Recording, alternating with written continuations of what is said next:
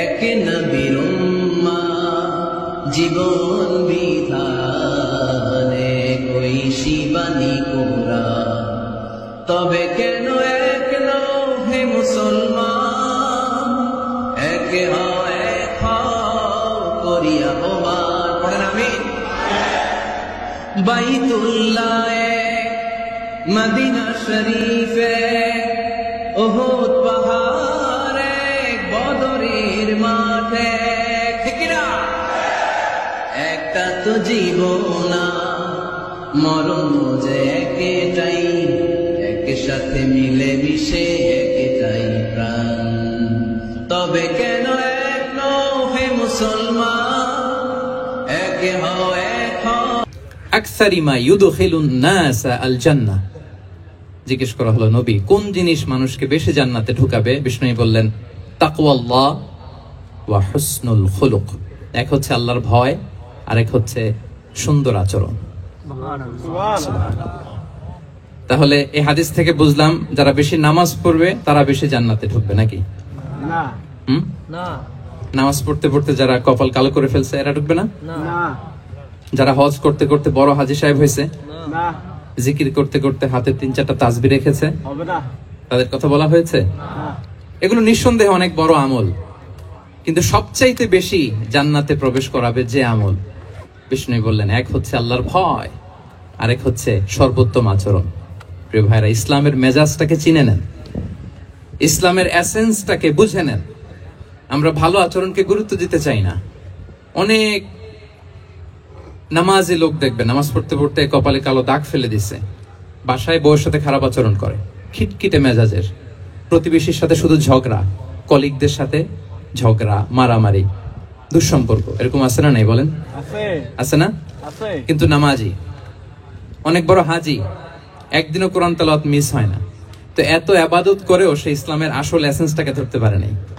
বিষ্ণু বললেন, সবচেয়ে বেশি জান্নাতে প্রবেশ করাবে যে দুটি আমল, একটি হচ্ছে তাকওয়াল্লাহ, আল্লাহর ভয়, আরেকটি হচ্ছে উত্তম আচরণ, সর্বোত্তম আচরণ। তো আমরা যেন উত্তম আচরণের অধিকারী হই, আমার স্ত্রীর সাথে যেন ভালো আচরণ করি, প্রতিবেশীর সাথে যেন ভালো আচরণ করি, ছেলে মেয়েদের সাথে যেন আমাদের অ্যাটিটিউডটা ভালো থাকে, আচরণটা ভালো থাকে, কলিগের সাথে যেন ভালো থাকে। বিশ্বনবীর আচরণ যেমন ছিল তেমন আচরণ যেন আমরা গড়ে তুলতে পারি। আওয়াজ করে পড়ুন আমিন। সুনানে আবু দাউদের এক বর্ণনা, বিষ্ণু ইসলাম বলেন, খুব চমৎকার একটি হাদিস, মনোযোগ দিয়ে শুনুন। তিনি বলেন, আনা যাঈমুন বিবাইতিন ফি রাবাদিল জান্নাতি লিমান তারাকাল মিরাআ ওয়া ইন কানা মুহিক্কান। আমি ওই ব্যক্তিকে জান্নাতের আঙ্গিনায় একটা ঘরের গ্যারান্টি দেই, যে ব্যক্তি তর্ক করার সময় নিজে হক এটা জেনেও সে তর্ক থামিয়ে দেয়। অনেক সময় হয় না, অনেকে পায়ে পাড়া দিয়ে ঝগড়া করতে আসে, এরকম আছে না নাই? আপনি চুপচাপ দেখবেন একটা বাজে কমেন্টস করতেছে, আবার কমেন্টের নিচে কমেন্ট, আবার গালি, হ্যাঁ আছে না এরকম? বিষ্ণু বলেন, নিজে হক এটা জানার পরেও আর যাতে তর্ক না বাড়ে, যে তর্ক থামিয়ে দেয়, জান্নাতের আঙ্গিনায় তাকে আমি একটা ঘরের গ্যারান্টি দেই। সুবহানাল্লাহ। ওয়াবিবাইতিন ফি ওয়াসাতিল জান্নাতি লিমান তারাকাল কাযিবা ওয়া ইন কানা মাযিআন। আর ওই ব্যক্তিকে আমি জান্নাতের মাঝখানে একটা ঘরের গ্যারান্টি দেই, যে ব্যক্তি কৌতুক করার সময়ও মিথ্যা পরিহার করে, করতেছে কৌতুক, ফান করতেছে আর কি, হি ইজ কিডিং, পান করে, কৌতুক করে, কিন্তু কৌতুকের সময়ও সে মিথ্যা বলে না। এই স্বভাব যাদের, তাদেরকে আমি জান্নাতের মাঝ বরাবর একটা ঘরের গ্যারান্টি দেই। এরপর বিষ্ণু কি বলে দেখেন, তিনি বলেন, ওয়াবিবাইতিন ফি আ'লাল জান্নাতি লিমান হাসানা খুলুকাহ। আর জান্নাতের একেবারে হাইস্ট পিক অফ প্যারাডাইস, জান্নাতের সর্বোচ্চ স্তরে আমি একটা ঘর বা একটা বাসভবনের গ্যারান্টি ওই ব্যক্তিকে দেই, যে তার আচরণটা সুন্দর করেছে,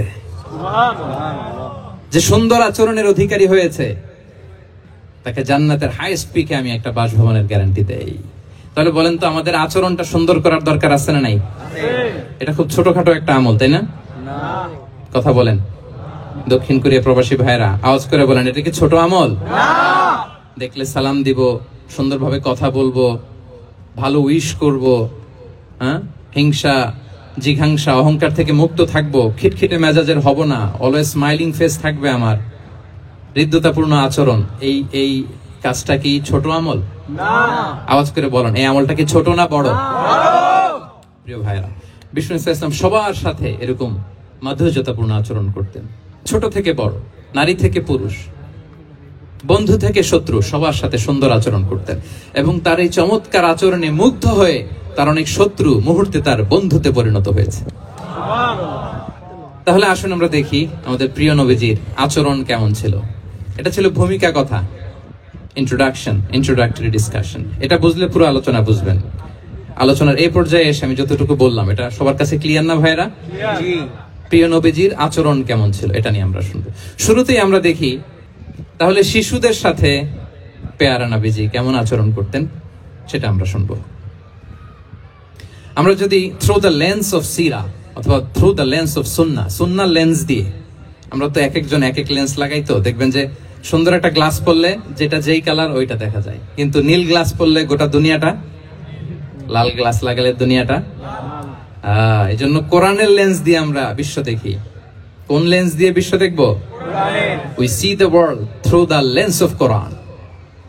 আজকের আলোচনাটা আমরা করব through the lens of সিরাতের আলোকে, সুন্নাহর আলোকে দেখি বিষ্ণু ইসলাম শিশুদের সাথে তিনি কেমন আচরণ করতেন। বিষ্ণু ইসলামের কাছে যখন কোনো শিশু নিয়ে আসা হতো তিনি তাহনিক করতেন। হাদিসে এসেছে, সিরায় এসেছে। তাহনিক কি?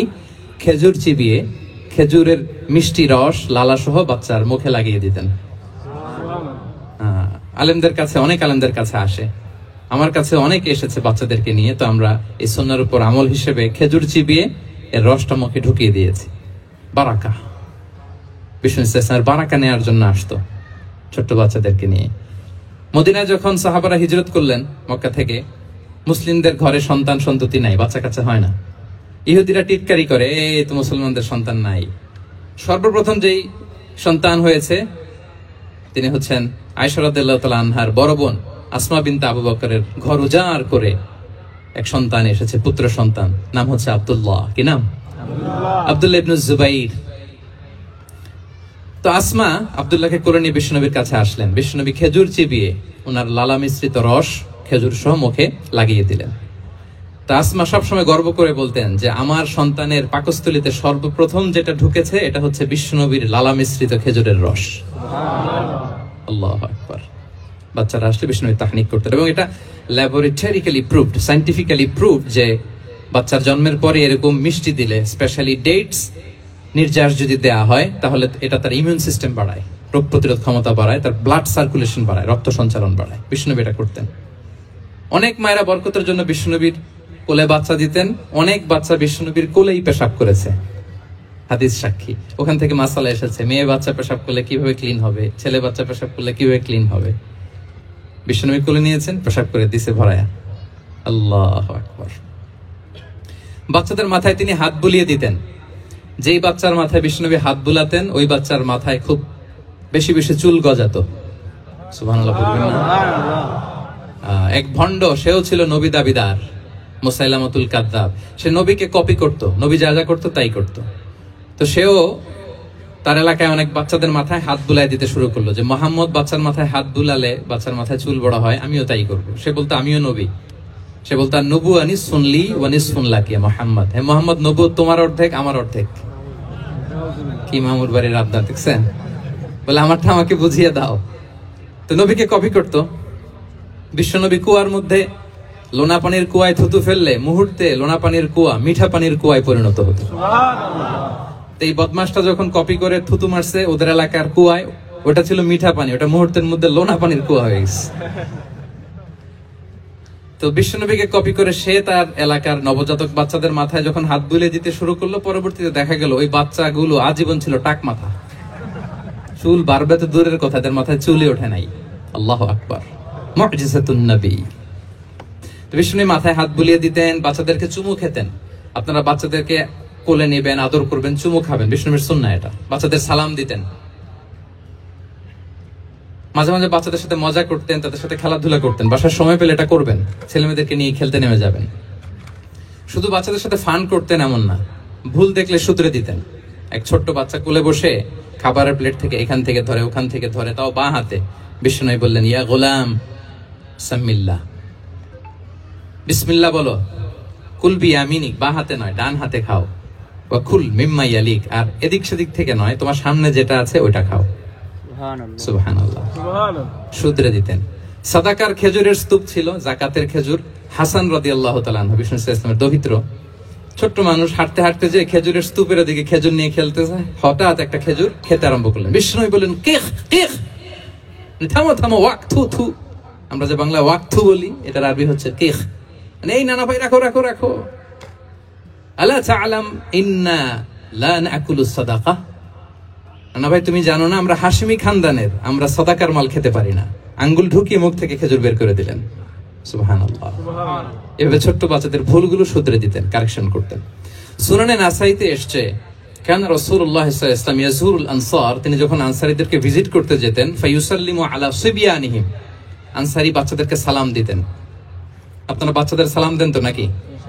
নাকি বাচ্চাদের সালামের জন্য বসে থাকেন? অনেকে মনে করে যে আমি মুরব্বী, হাজী সাহেব, 80 বছর বয়স, আমি তো শুধু সালাম পাবো, আমি দিব কেন? এরকম একটা ভুল ধারণা আছে না? সালাম শুধু ছোটরা দিবে, ব্যাপারটা কি এমন না? ছোটরা বড়দের দিবে, বড়রা ছোটদের দিবে, সবাই সবাইকে দিব, ঠিক কিনা বলেন? ইনশাআল্লাহ বলেন সবাই ইনশাআল্লাহ। ওয়ায়ামসাহু বিরুসিহিম, বাচ্চাদের মাথায় হাত বুলিয়ে দিতেন, ওয়ায়াদউ লাহুম, তাদের জন্য দোয়া করতেন। তাহলে বিশ্বনবীর বাচ্চাদের সাথে আচরণ, ডিলিংস, ইন্টারঅ্যাকশন কেমন ছিল বুঝতে পেরেছেন? একবার এক নামাজে ওনার নাতিদেরকে নিয়ে হাজির হলেন, হাসান হুসাইন রাদিয়াল্লাহু আনহুমাকে নিয়ে। তো নামাজের এক সিজদায় বিশ্বনবী এমন লম্বা সময় সিজদায় পড়ে রইলেন, মাথার উঠান না। মুসল্লিরা তো অবাক, সাহাবারা ভাবলেন, হায় রে, নবীজি অসুস্থ হয়ে গেলেন নাকি, অথবা ওহী নাজিল হলো নাকি। নামাজ শেষে সাহাবারা জিজ্ঞেস করলেন, ইয়া রাসূলুল্লাহ, আপনি কি অসুস্থ হয়েছেন নাকি ওহী নাজিল হচ্ছিল? এত লম্বা সিজদা দিতে তো কখনো দেখি নাই। বিশ্বনবী বললেন, না না, কুল্লুন যালিকা লাম ইয়াকুন, কোনটাই না, বরং ওয়ালাকিন নাবনি ইরতাহালানি, আমার নানা ভাই হাসান হোসাইন সিজদারত অবস্থায় আমার পিঠের উপরে উঠে বসেছিল। ফাকারিহতু আন উআজ্জিলাহু হাত্তা ইয়াকদিয়া হাজাতা, আমি উঠে গেলে তাদের ডিস্টার্ব হবে, এজন্য সিজদায় পড়েছিলাম। যতক্ষণ তাদের পিঠে উঠে খেলতে মনে চেয়েছে তারা খেলেছে, তারা নেমেছে, তারপরে সিজদা থেকে মাথা উঁচু করে দাঁড়িয়েছি। কি কনসিডারেশন ছিল, কি কনসিডারেট পিপল ছিলেন, সুবহানাল্লাহি বিহামদি। তো আমরা কাঁধে নিয়ে খেলবো তো দূরের কথা, আমরা অনেকে বাচ্চাদেরকে মসজিদে দেখলেই রেগে যাই, আছে না নাই? অনেক মুরব্বীরা আছে মসজিদে বাচ্চা দেখতে পারে না, দেখবেন হ্যাঁ, খিটখিটে মেজাজের হয়ে যায়, রিঅ্যাক্ট করে। আলহামদুলিল্লাহ গত অনেক বছর ধরে বাংলাদেশে এটা নিয়ে আমরা কন্টিনিউয়াসলি বলেছি যে না, শিশুদেরকে আপনারা মসজিদে আসলে ধমক দিবেন না, ভুল করলে, আওয়াজ করলে, চিৎকার করলেও তাদেরকে বকা দেওয়া যাবে? বলেন। আজকে যদিও বকা খেয়ে মসজিদ থেকে ফিরে যায়, আর কোনোদিন মসজিদের দিকে পা বাড়াবে না। ও যাবে ক্লাবে, হ্যাঁ, ও যাবে গানের কনসার্টে, আর ফেরাতে পারবেন মসজিদে? আর আসবে না। খবরদার, আপনার একটা ধমকের কারণে মসজিদমুখী কোনো শিশু যেন অন্যদিকে না যায়। বুঝাবেন যে আব্বু, এটা আমাদের ইবাদতগাহ, পবিত্র জায়গা, এখানে দুষ্টামি করতে হয় না, আওয়াজ করতে হয় না, আল্লাহ তোমাকে অনেক গুনাহ দিবে। গুনার ভয় দেখালে কিন্তু বাচ্চারা আর দুষ্টামি করে না, দেখবেন, ঠিক কিনা বলেন? এই সেন্সটা তাদের আছে, এভাবে বুঝাবেন। মুসনাদে আহমদে একটা হাদিস এসেছে, বিষ্ণু ইসলাম ওনার চাচাতো ভাইদেরকে নিয়ে দৌড় প্রতিযোগিতা করাতেন, লাইন ধরে দাঁড় করাতেন, আর বলতেন, মান সাবাকা ইলাইয়া ফালাহু কাদা ওয়া কাদা, সবাই দাঁড়াও, দেখি কে কার আগে আমাকে দৌড়ে ধরতে পারে, যে ধরতে পারবে তাকে পুরস্কার দিব। আল্লাহু আকবার। এবং বিশ্বনবীর এই কথা শুনে সবাই দৌড়ে যে বিশ্বনবীর ঘাড়ের উপর উঠতো, বুকের উপর উঠতো, ঝাঁপিয়ে পড়তো, বিশ্বনবী সবাইকে ধরে আগলে নিতেন, প্রত্যেকের গালে চুমু খেতেন। পড়েন সুবহানাল্লাহ। এই ছিল শিশুদের প্রতি বিষ্ণু ইসলামের আচরণ। তো আমরা এরকম আচরণ করি কিনা? আমাদের আচরণটা আমাদের বাচ্চা, আমাদের আত্মীয় স্বজনের ছোট ছেলে মেয়ে, আমরা কোথাও শিশুদেরকে যদি দেখি, আমরা তাদের সাথে কিভাবে আচরণ করি, একটু মিলিয়ে নিন কার আচরণ কেমন, এরকম করেন কিনা। আমি আর জিজ্ঞেস করতে চাইলাম না, জাস্ট আস্ক ইউরসেলফ, নিজেকে জিজ্ঞেস করুন যে আমরা আমাদের বাচ্চাদের সাথে এরকম আচরণ করি কিনা। দেখেন বিষ্ণু ইসলাম কেমন কনসিডারেট ছিলেন। বিশ্বনবী যদি কারোর সাথে মুসাফা করতেন, ভাই একটু হাত মিলান তো, এই যে ওই লোক হাত সরানোর আগে বিশ্বনবী হাত সরাতেন না, যখন উনি হাতটা টান দিতেন তখন নবী হাত টান দিতেন। কারোর সাথে কথা বলার সময় এইভাবে আর চোখে তাকাতেন না, এইভাবে না, কথা বলতে হইলে ঘুরে তার দিকে হয়ে তাকে সম্মান দিয়ে, রেসপেক্ট দিয়ে কথা শুরু করতেন। কেউ কোনো গুরুত্বপূর্ণ কথা কানে কানে বলতে চাইলে তিনি কথা শেষ না হওয়া পর্যন্ত মাথা সরাতেন না। সুবহানাল্লাহ, আসতে বলেন। আল্লাহু আকবার, আল্লাহু আকবার। একটু মিলিয়ে নেই, আসলে কি আমরা পারি এত চমৎকার আচরণ উপহার দিতে? আর সবসময় বিষ্ণু ইসলাম একটা স্মাইলিং ফেস নিয়ে তাদের সাথে কথা বলতেন। দেখবেন যিনি মুচকি হাসে তাকে সবাই পছন্দ করে, আর যিনি গোমরা মুখ থাকে তার দেখতে ভালো লাগে। আমার ভালো লাগে না, আপনাদের লাগে? লাগে লাগে না, লাগে না। হাসি কিন্তু সংক্রামক, ইতিবাচক ভাবে সংক্রামক। আপনি হাসলে দেখবেন হেসে হেসে কথা বলে যার সাথে বলতেছেন তারও একটা হাসি। আপনি গোমরা মুখ থাকলে ওই ব্যক্তিও গোমরা মুখ, ঠিক কিনা বলেন? এবং মুচকি হাসলে স্বাস্থ্য ভালো থাকে, মানসিক স্বাস্থ্যের সাথে এটা সম্পর্ক আছে। মুচকি হাসবেন। মোবাইল বন্ধ করবেন। এই যে খুব দায়িত্বশীলতার সাথে উনি মুচকি হেসে হেসে ভিডিও করতেছে। প্রিয় ভাইরা, মুচকি হাসবেন। বিষ্ণু বলেন তাবাসসুমুকা ফি ওয়াজহি আখিকা সাদাকা, your smile to your brother it's a charity. তোমার ভাইয়ের দিকে তাকিয়ে তুমি যে মুচকি হাসো, এটা সাদাকা দেওয়ার সওয়াব কামিয়ে ফেলো তুমি। সুবহানাল্লাহ। এবং সাহাবারা বলতেন মা রাআইতু আহাদান আকসারা তাবাসসুমান মিন রাসূলিল্লাহ সাল্লাল্লাহু আলাইহি ওয়াসাল্লাম। বিশ্বনবীর চাইতে বেশি কাউকে আমরা কোনোদিন মুচকি হাসি দিতে দেখিনি। সুবহানাল্লাহ। মুচকি হাসেন তো আপনারা? হাসি তো গোমরা মুখ করে রাখছেন কেন? হাসেন হাসেন, মুচকি হাসেন, হাসবেন। হাসতে পয়সা লাগে? হ্যাঁ, কত অন লাগে বলেন মুচকি হাসি দিতে? হ্যাঁ, আচ্ছা, লাগে না তো মুচকি হাসবেন। হাসলে যদি সাদাকার সওয়াব হয় তো আমরা মুখ গোমরা করে রাখবো কেন? আমরা কি করব? হাসবো, মুচকি হাসবো। রাজি আছেন? কতটা কনসিডারেট ছিলেন দেখেন। এক বেদুইন, অক্ষর জ্ঞানহীন মানুষ, সভ্যতার ছোঁয়া তার মধ্যে লাগেনি। সে মসজিদে নববীতে ঢুকে একবার মসজিদে নববীর মাঝখানে পেশাব করা শুরু করলেন। কি করা শুরু করলেন? কোথায়? টয়লেটে? কোথায়?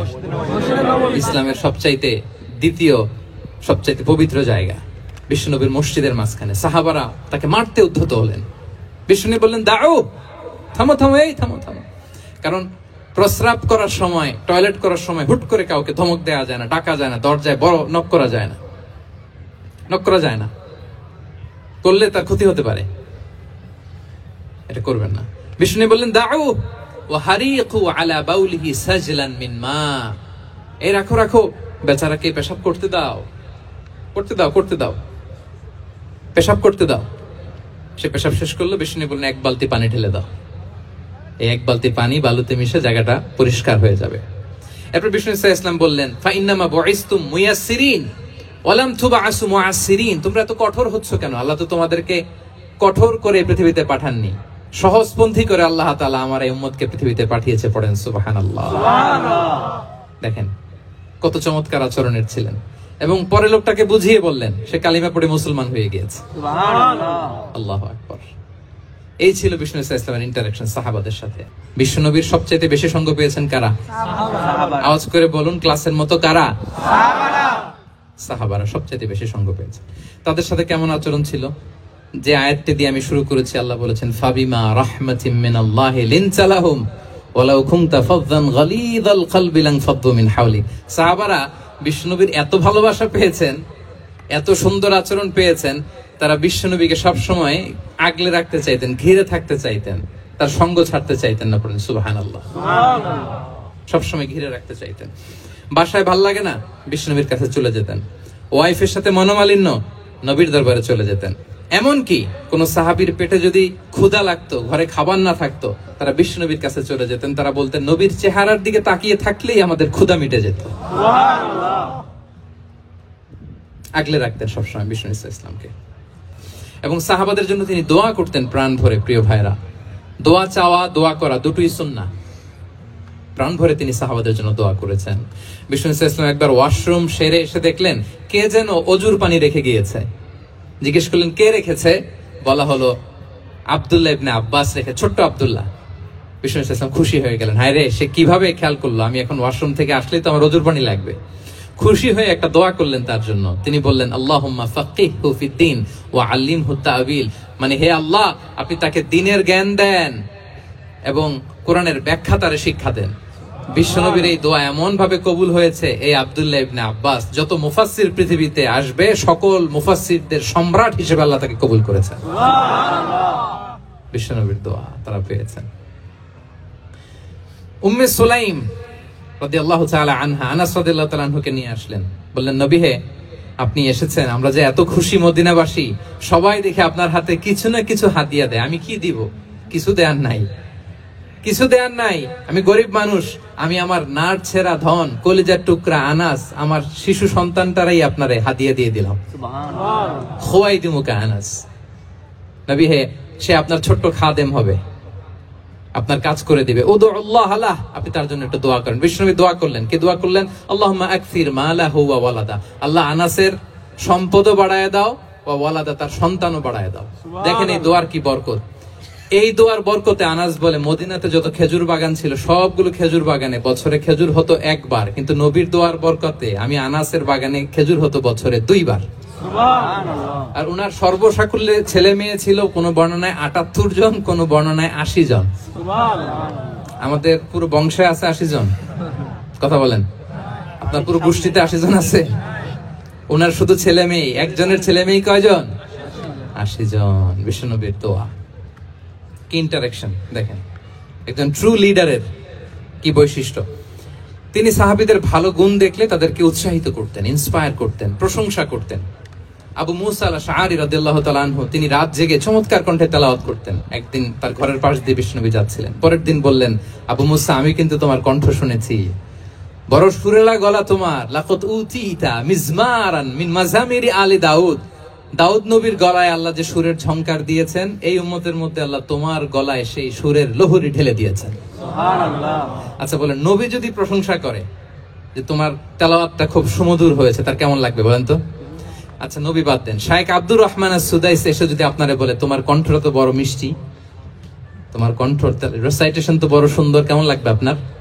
আর স্বয়ং বিশ্বনবী যদি বলে, সুবহানাল্লাহ পড়বেন না? আল্লাহু আকবার। এইভাবে বিষ্ণু ইসলাম সাহাবাদেরকে উৎসাহিত করতেন। মাঝে মাঝে প্রশ্ন করতেন, তাদের অ্যাটেনশন গ্রো করার জন্য তিনি প্রশ্ন করতেন। একবার বলেন দেখি, কে বলতে পারে ইন্না মিনাশ শাজারি শাজারা লা ইয়াসকুতু ওয়ারাকুহা মাসালুহা মাসালুল মুমিন। একটা গাছ আছে, এই গাছের পাতা ঝরে না, এর দৃষ্টান্ত মুমিনের দৃষ্টান্ত। কে পারো দেখি? কোন সাহাবী পারে না, কারণ তারা ভাবতেছিল দূরের ওই সিরিয়ার কোন গাছ হবে, অমুক জায়গার মরুভূমির গাছ হবে, ঘরের পাশে যে খেজুর গাছ ওইটা আর কেউ পাবে না। প্রশ্ন যেহেতু করছে, এত সহজ উত্তর হইলে তো প্রশ্ন করার কথা ছিল না। তারা এইটা বলে, ওইটা বলে, ক্যাকটাস, গুলমলতা, ওই গাছ। নবী বলে না, ইন্নাহা আন-নাখলা, এটা খেজুর গাছ। কি গাছ? খেজুর গাছ। তো আব্দুল্লাহ ইবনে ওমর তখন খুব ছোট, তিনি মনে মনে ধরে ফেলছিলেন, কিন্তু ভয়ে বলে না। তো বাসায় যে ওমর রাদিয়াল্লাহু আনহু বলে, আব্বা আপনারা কেউ পারেন না, আমি তো জানতাম এটা খেজুর গাছ, তো বললা না যে? আব্দুল্লাহ বলে, আপনি পারেন না, অন্যান্য সাহাবারা বাচ্চা ছাড়া কেউ পারে না, আমি কেমনে কই? ওমর রাদিয়াল্লাহু আনহু বললেন, আজকে যদি তুমি বলতে পারতে লাল উট পেলে আরবরা যে যত খুশি হয়, আমি তার চেয়েও বেশি খুশি হয়ে যেতাম। সুবহানাল্লাহ। নবীর সামনে আমার বুকটা এত বড় হয়ে যেত। আল্লাহু আকবার। দেখেন, প্রশ্ন ছুড়ে দিয়ে মনোযোগ আকর্ষণ করতেন সাহাবাদের। রসিকতা করতেন মাঝে মাঝে, রসিকতা। এক সাহাবী বলেন, ইয়া রাসূলুল্লাহ, আমার চলতে বড্ড কষ্ট হয়, আপনি যদি দয়া করে আমাকে একটা উট দিতেন, তাহলে আমি রাইড নিতাম এটার উপরে, এটা দিয়ে চলতাম, সফরের কষ্ট কমে যেত। বিষ্ণু বলেন, যাও, ঠিক আছে, তোমাকে একটা উটের বাচ্চা দিব। কি দিব? সাহাবী বলেন, ইয়া রাসূলুল্লাহ, আমি চাইলাম কি আর আপনি বললেন কি? আমার তো লাগবে এমন উট যেটা দিয়ে মরুভূমিতে চলা যায়। বিষ্ণু বলেন, ওই উটটাও তো অন্য কোন না কোন উটের বাচ্চা। সুবহানাল্লাহ পড়বেন না? ছোট্ট কথা, দেখেন কি রসিকতা, কি সেন্স অফ হিউমার। সুবহানাল্লাহ। সাহাবীদের সাথে এক কাতারে মিশে কাজ করতেন, নিজ হাতে সাহাবীদের সাথে মিশে কি করেছেন? মসজিদে নববী নির্মাণ করেছেন। 5ম হিজরিতে নিজে মরুভূমির বালু খনন করে পেটে পাথর বেঁধে পরীক্ষা খনন করেছেন সাহাবীদের সাথে। True leader.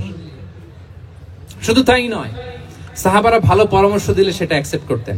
আমাদের মধ্যে অনেকের একটা ইগোইস্টিক ঝামেলা আছে, বাড়ির কাজের মেয়ে বলছে, কাজের ছেলে বলছে, এই আমার স্টাফ বলছে, এটা আমি কেন শুনবো? এরকম একটা মেন্টালিটি অনেকের আছে না নাই? অনেক সময় তাদের মধ্য থেকেও ভালো পরামর্শ আসতে পারে না? বলেন পারে কিনা? বিশ্বনবী দেখতেন, কেউ ভালো পরামর্শ দিলে সেটা পিক করতেন, নিয়ে নিতেন।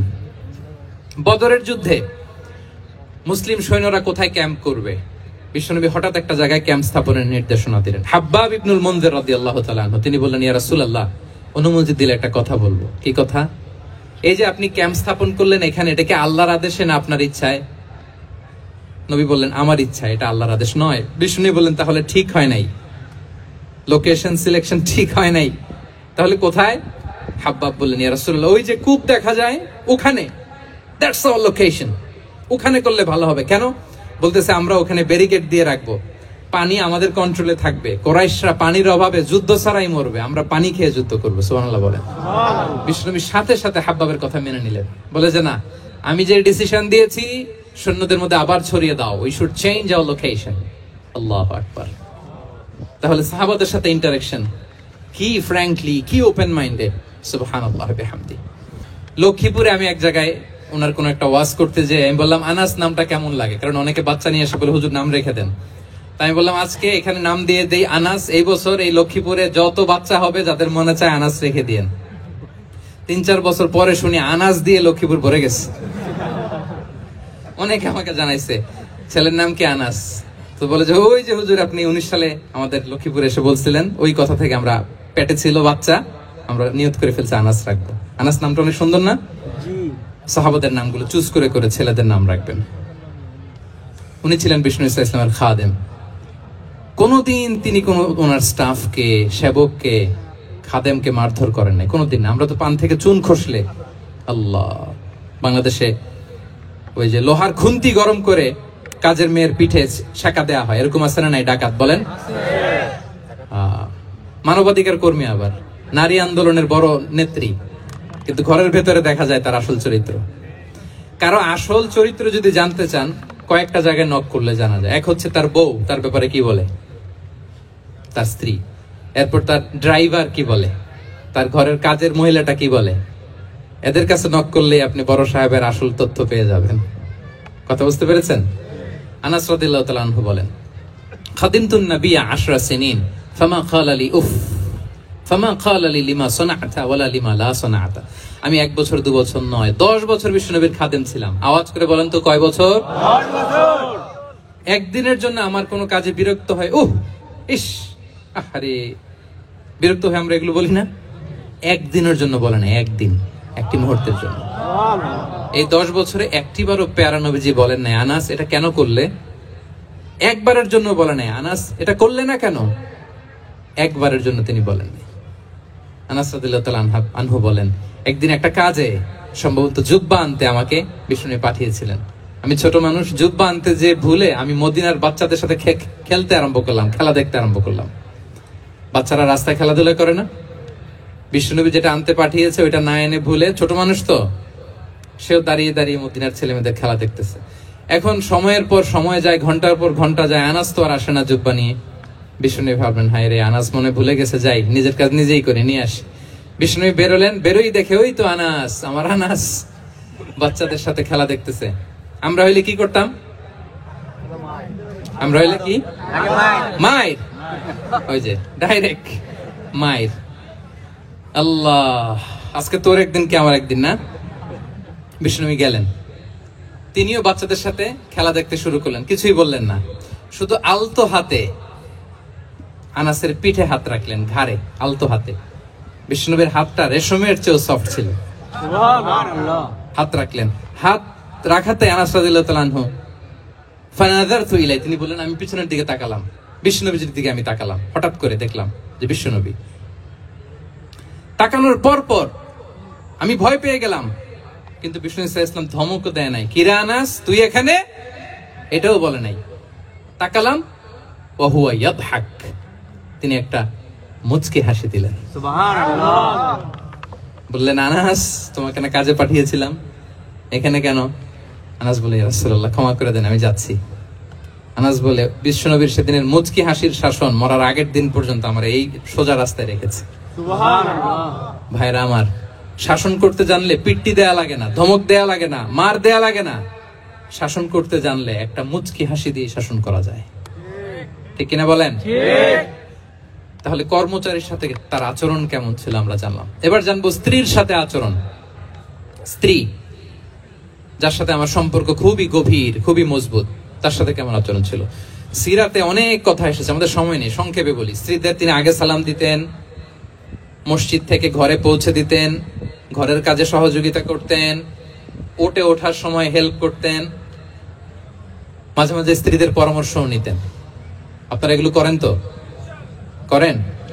এই যে আওয়াজ নাই, পেছনে কিন্তু ভাবিরা বসে আছে সবাই। উল্টাপাল্টা বললে এখানে উইটনেস আছে, খবর আছে আজকে। এগুলো করেন করতে হবে। বিষ্ণু ইসলাম নিজ হাতে ঘরে উটের দুধ দহন করতেন, রুটি সেকা দিতেন, কাপড় সেলাই করতেন, এই কাজগুলো করতেন। এবং আম্মা জান আয়েশা রাদিয়াল্লাহু তাআলা আনহাকে এত ভালোবাসতেন, তিনি বলেন, আমি গোশত খেয়ে ওইটার হাড্ডিটা রেখে দিলে বিশ্বনবী আমার খাওয়া হাড্ডিটা নিয়ে আবার চষতে শুরু করতেন। আমি গ্লাসের যেখান দিয়ে পানি খেতাম, পেয়ালার খুঁজে খুঁজে বিশ্বনবী ওই জায়গায় ঠোঁট লাগিয়ে পানি খেতেন। মাইমুনা রাদিয়াল্লাহু তাআলা আনহা বলেন যে আমি আর বিশ্বনবী এক বালতি থেকে মগ দিয়ে পানি নিয়ে দুজনে গোসল করেছি। সুবহানাল্লাহ, একটু আস্তে বলেন। আল্লাহু আকবার, কি চমৎকার আচরণ। এবং স্ত্রীদের নিয়ে তিনি সফর করতে বেরোতেন। একবার রাত্রিবেলা বিষ্ণু ইসলাম এবং আম্মা জান আয়েশা রাদিয়াল্লাহু তাআলা আনহা, বিষ্ণু বলেন চলো তো আমরা একটু দৌড় দেই, এক্সারসাইজ হয়ে যাবে।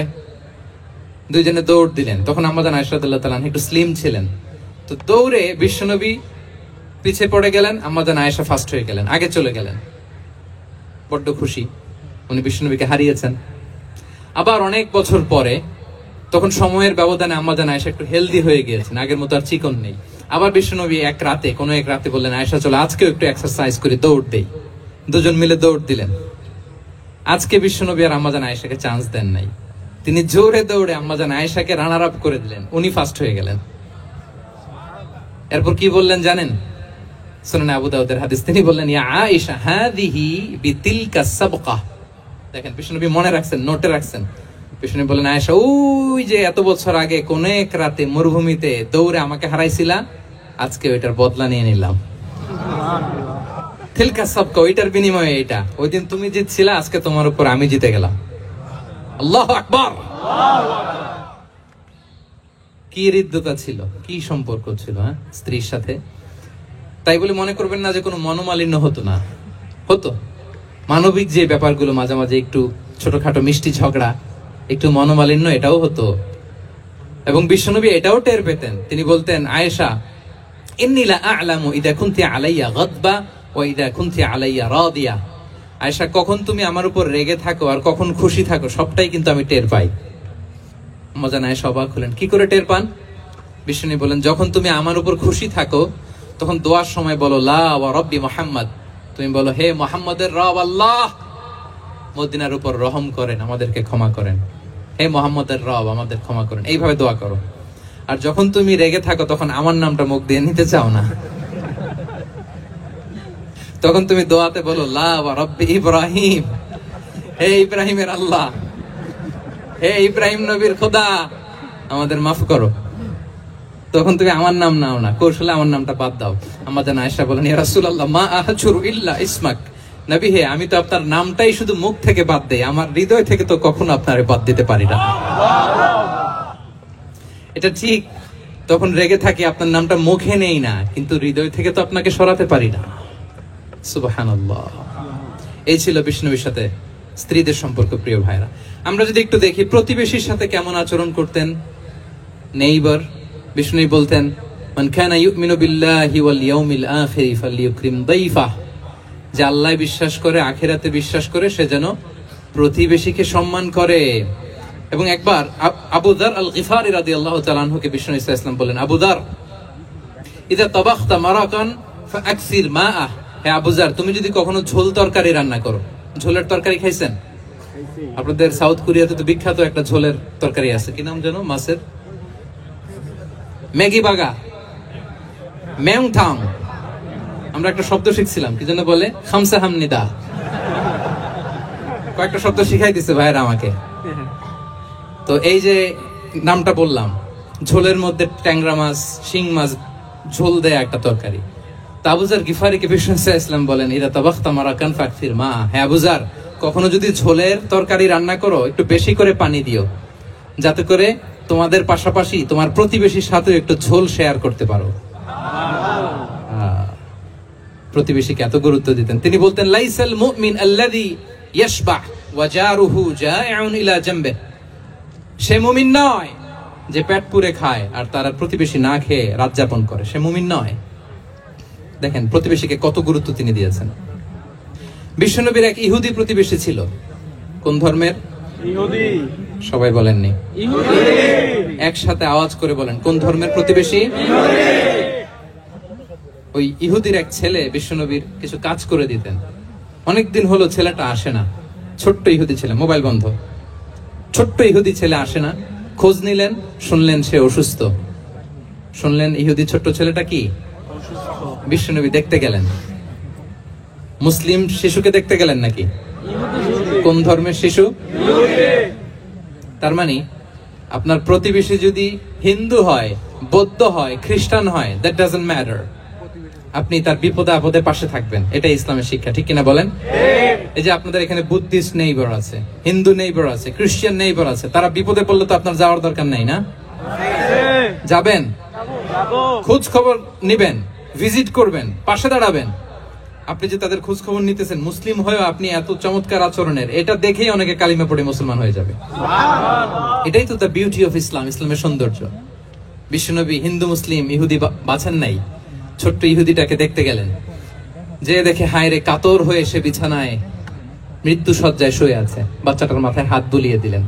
হাত বুলিয়ে বাচ্চাটাকে, ইহুদি বাচ্চাটাকে বললেন, আসলিম, হে শিশু, তুমি ইসলাম ধর্ম গ্রহণ করো। এখন ছোট্ট মানুষ, তার বাবা আবার পাশে দাঁড়িয়ে আছে, আব্বা কি বলে না বলে, সে নাযারা ইলা ওয়াজহি আবি, বাবার দিকে তাকালেন। তা বাবা বলে, আতিয়া আবুল কাসিম, মানে বিষ্ণু ইসলামের কুনিয়াত, বড় ছিল ছিল কাসেম, তাকে বলা হতো আবুল কাসেম। ইহুদি বাবা বলল, মোহাম্মদ যা বলে তাই করো। সাথে সাথে সে বলল, আশহাদু আল্লা ইলাহা ইল্লাল্লাহ ওয়া আশহাদু আন্না মুহাম্মাদুর রাসূলুল্লাহ। বিশ্বনবী বেরোয়ার সময় বললেন, আলহামদুলিল্লাহিল্লাযী আনকাযাহু মিনান নার, প্রশংসা সে আল্লাহর যে একটু আগে জাহান্নামী হওয়ার কথা ছিল, মুহূর্তে কালেমার মধ্য দিয়ে তাকে জান্নাতি বানিয়ে দিলেন। দেখেন প্রতিবেশীর সাথে কি আচরণ। ইহুদি প্রতিবেশীর পাশে দাঁড়িয়েছেন, অসুস্থ, ভিজিট করেছেন। আমরা যেন আমাদের প্রতিবেশীর খোঁজ রাখি। অভুক্ত প্রতিবেশী রেখে আপনি পেট পুরে খেয়ে তাহাজ্জুদ পড়লে ওই তাহাজ্জুদ আল্লাহর দরবারে যাবে না। খবরদার, খবরদার, আমরা যেন প্রতিবেশীর সাথে সুসম্পর্ক রাখি। যুদ্ধবন্দী পর্যন্ত যুদ্ধ হয়েছে, প্রতিপক্ষ হেরেছে, আমরা জিতেছি, তাদেরকে বন্দী হিসেবে আমরা পেয়েছি। তাদের সাথে ইসলাম কি আচরণ করতে বলে? আমরা তো অনেক যুদ্ধবন্দীদের ইতিহাস জানি পৃথিবীতে। আবু গারিব কারাগারের কথা শুনেছি আমরা ইরাকে, ঠিক কিনা? হ্যাঁ, পশ্চিমারা কি নির্যাতন করেছে।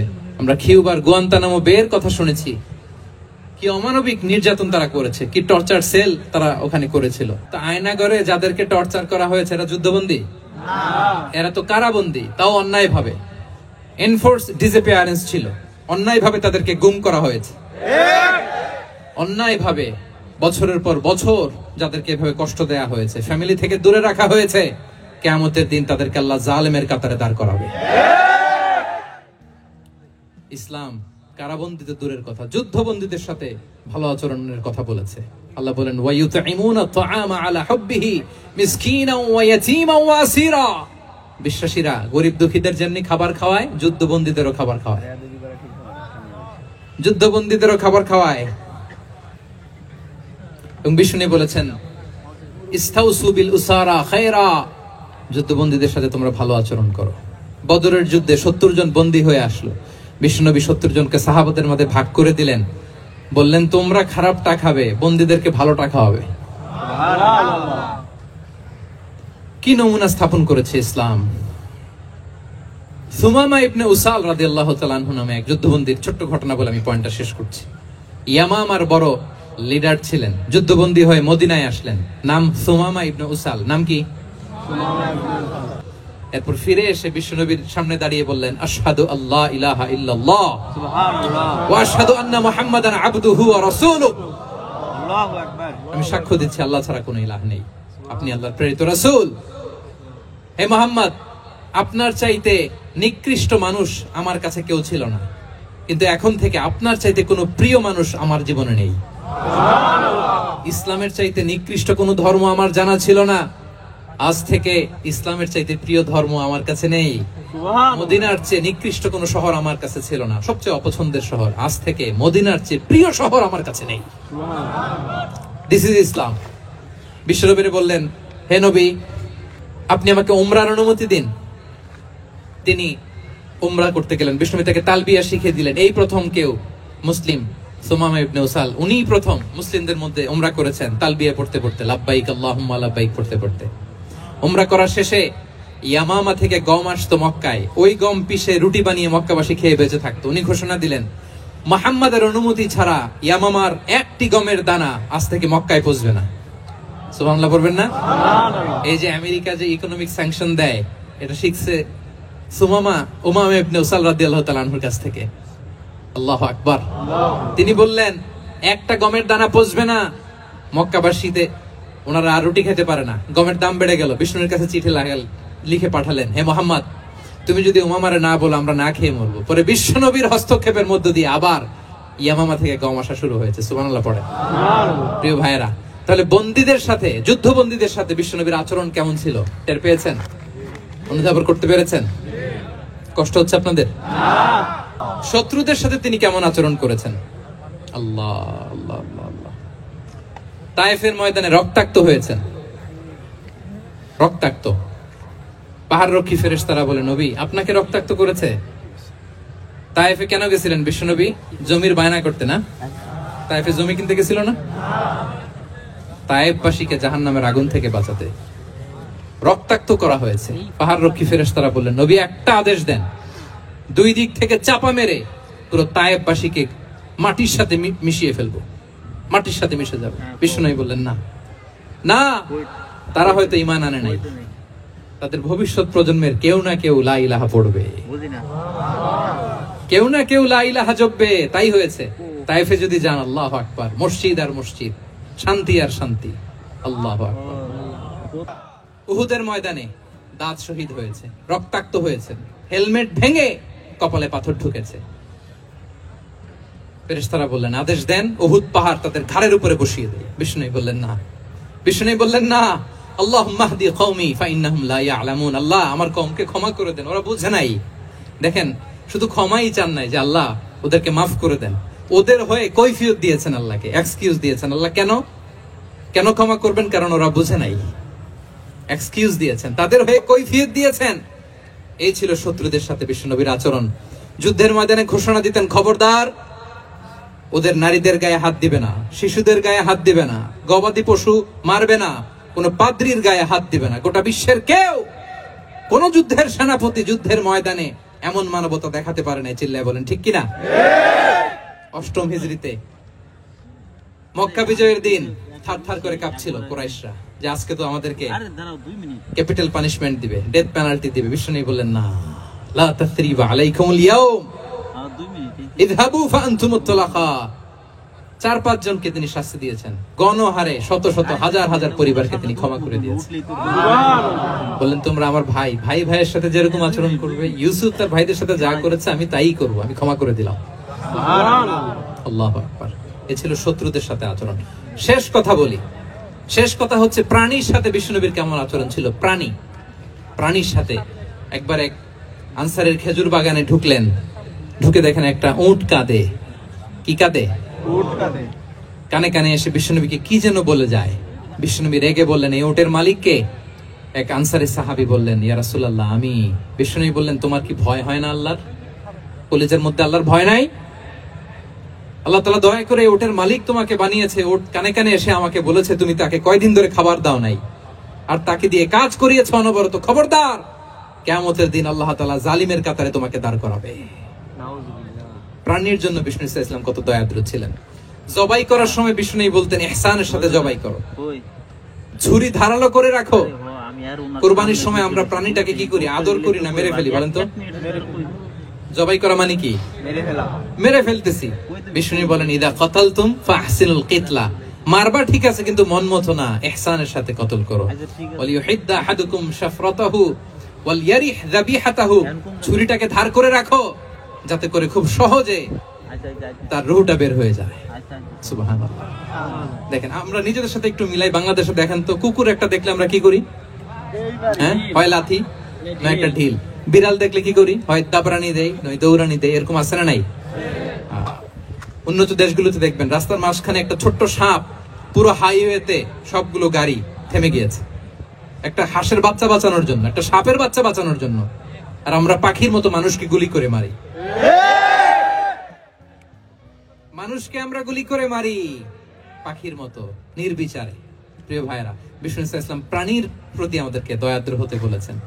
তাহলে বিশ্বনবীর আচরণ কেমন ছিল একটা ওভারঅল ধারণা আপনারা পেয়েছেন প্রিয় ভাইরা? শিশুদের সাথে কোমল আচরণ করবেন তো আপনারা? ইনশাআল্লাহ। আদর করবেন, চুমু দিবেন, কোলে নিবেন, ভুল করলে শুধরে দিবেন, পারবেন? ইনশাআল্লাহ। বড়দেরকে আগে সালাম দিবেন তো? ইনশাআল্লাহ। আর কর্মচারী একটা ভুল করলে পিটাইয়া শোয়াই ফেলবেন, এরকম করবেন না? ভালো আচরণ করবেন। ভিক্ষুকের সাথে কি আচরণ? বিশ্বনবী কখনো না বলতে পারতেন না। কেউ হাত পাতলে কি বলতে পারতেন না? পারতেন না। এক ভিক্ষুক এসে বলে, এই মোহাম্মদ দাও, তোমার কাছে কি আছে দাও। নবী তখন চাদর পরা ছিলেন, চাদর ধরে এমন জোরে টান দিছেন বিশ্বনবীর ঘাড়ের চামড়া এখানে ছিঁড়ে গেছে, চামড়ায় দাগ পড়ে গেছে। বিশ্বনবী তার দিকে তাকিয়ে ওই যে মুচকি হাসির ম্যাজিক, আবার মুচকি হাসি দিয়ে বললেন, যাও তাকে কিছু দিয়ে দাও। সুবহানাল্লাহ পড়বেন না? আচ্ছা, ভিক্ষা করতে আইসা যদি আপনার জুব্বা ধরে টান মারে, জামার কলার ধরে টান মারে, এই দে, কি করবেন বলেন? ওই যে মায়ের, মানে ডানে ভাই আর কোন সলিউশন নাই, খালি মায়ের, খাইছো মায়ের, খাইলো মায়ের। দেখেন, ভিক্ষা করতে এসে জামা ধরে টান দিয়ে ঘাড়ের চামড়া এখানে দাগ ফেলে দিয়েছে, কিন্তু বিশ্বনবী হাসি দিয়ে সলিউশন করলেন। সুবহানাল্লাহ পড়েন। বিশ্বনবী মুহাম্মদ রাসূলুল্লাহ সাল্লাল্লাহু আলাইহি ওয়াসাল্লামের আচরণ কেমন ছিল? কেমন ছিল আমার প্রিয় নবীজির আচরণ? তিনি মানুষের সাথে কেমন আখলাকে, কেমন ব্যবহার তিনি করতেন, কেমন ডিলিংস করতেন, তার ইন্টারাকশন গুলো মানুষের সাথে কেমন ছিল, তার আচরণ কেমন ছিল, এই টপিকে আমরা কথা শুনবো। আমরা যদি কোরআনকে জিজ্ঞেস করি যে কোরআন তুমি বলো তো বিশ্বনবী ইসলামের আচরণ কেমন ছিল, আমার নবীর আখলাক কেমন ছিল, ব্যবহার কেমন ছিল, কোরআন খুব প্রিসাইজলি আমাদেরকে জানায় এবং বলে যে ওয়া ইন্নাকা লাআলা খুলুকিন আযীম, and verily you are on a very good standard of character. এর অর্থ হচ্ছে, নবী হে, নিশ্চয়ই আপনি নৈতিক চরিত্রের সর্বোচ্চ মানের উপর প্রতিষ্ঠিত। সুবহানাল্লাহ। চারিত্রিক মাধুর্যতা, চারিত্রিক নির্মলতা, উন্নত চরিত্র, সর্বোত্তম চরিত্র বলতে আমরা যা বুঝাই তার সবটা দিয়ে আল্লাহ তাআলা বিষ্ণু ইসলামের চরিত্রকে নির্মাণ করেছেন। বিষ্ণু ইসলাম মাথার চুল থেকে পায়ের নখ পর্যন্ত একটা কলমের কালির ডট ফেলার ক্ষমতা বিশ্বের কারণে, ঠিক কিনা বলেন? এজন্য আল্লাহ বলছেন ওয়া ইন্নাকা লাআলা খুলুকিন আযীম, নৈতিক চরিত্রের সর্বোচ্চ স্ট্যাটাস, সর্বোচ্চ মানে আপনি নবী হে প্রতিষ্ঠিত। এবং তিনি বলতেন ওয়া ইন্নামা বুইসতু লিউতাম্মিমা মাকারিমাল আখলাক, আমি উত্তম আচরণের পূর্ণতা দান করার জন্য এই পৃথিবীতে এসেছি, উত্তম চরিত্রের পূর্ণতা দিতে, চারিত্রিক পূর্ণতা দিতে, বিশ্ববাসীকে উত্তম চরিত্র শিখাবার জন্য এই পৃথিবীতে এসেছি। বিষ্ণু ইসলামের চরিত্রের চাইতে সুন্দর চরিত্র এই পৃথিবীতে কারো কি হতে পারে? না। আমরা তো আমাদের নেতাদের চরিত্রের ব্যাপারে বলি, আমার নেতার চরিত্র ফুলের মতো। আসলে কোথায় কি বলতে হবে এই সেন্সটাই আমাদের নাই। আল্লাহু আকবার। বিষ্ণু ইসলামের চরিত্রের ব্যাপারে স্বয়ং আল্লাহ তাআলা সার্টিফাই করেছেন। এবং আম্মা জান আয়েশা রাদিয়াল্লাহু তাআলা আনহাকে যখন জিজ্ঞেস করা হতো যে হে আম্মা, আপনি বলেন তো আমাদের নবীজির চরিত্র কেমন ছিল, কাইফা কানা খুলুকু রাসূলিল্লাহ, কেমন ছিল নবীর চরিত্র, সাহাবারা বড্ড আগ্রহ নিয়ে জিজ্ঞেস করতেন। আম্মা জান আয়েশা বলেছেন কানা খুলুকুহু আল কুরআন, বিষ্ণু ইসলামের চরিত্র ছিল কোরআনী চরিত্র। কোরআনে যা করতে বলা হয়েছে, যা করতে বারণ করা হয়েছে, তা প্র্যাকটিক্যালি বিশ্বনবীর জীবনে সেটা করে দেখানো হয়েছে। এবং তিনি বলতেন ইনদামা রাসূলুল্লাহ সাল্লাল্লাহু আলাইহি ওয়াসাল্লাম ইয়ামশি আলাল আরদ কাআন্নাল কুরআন ইয়ামশি আলাইহি, বিষ্ণু ইসলাম যখন রাস্তা দিয়ে হেঁটে যেতেন as if a living Quran is walking on the street, মনে হতো একটা জীবন্ত কোরআন রাস্তা দিয়ে হেঁটে যাচ্ছে। এত সুন্দর ছিল বিষ্ণু ইসলামের চরিত্র। উনি যে নিজেই উত্তম আচরণের ছিলেন তাই নয়, তিনি সর্বোত্তম আচরণ যেন আমরা অর্জন করি এটার ব্যাপারে